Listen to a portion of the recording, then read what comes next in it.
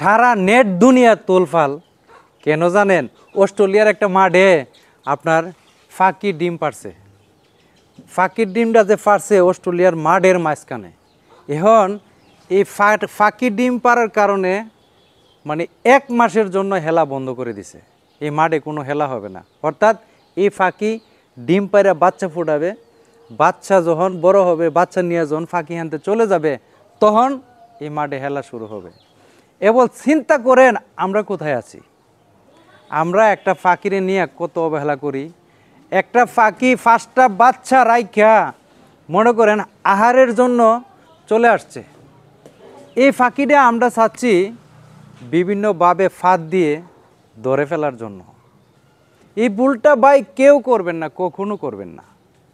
কারণ এই ফাঁদে পড়ে যদি এই ফাঁকিটা আপনার ফাঁদে পড়ে ধরা পড়ে, তাহলে ওই 5টা বাচ্চা মানে বাসার মধ্যে মারা যাবে। এই চিন্তাগুলো যদি একটু মাথায় ঢোকান, তাহলে ভাই বাংলাদেশে আমি দেখি প্রায় জায়গাতেই ফাঁদে পাখি ধরার জন্য বিভিন্ন রকম চেষ্টা করে, কায়দা কৌশল করে ফাঁকি মারার জন্য। তো এই ভুলটা ভাই কেউ করবেন না, কখনো করবেন না। পাখিরে নিরাপদে থাকার জায়গা করে দেন, এবং কোনো একটা পাখি যদি আপনার কাছে আসে, আপনি চাইবেন এটা ধরার জন্য, কিন্তু চাইবেন এটাকে সহযোগিতা করার জন্য। ধন্যবাদ।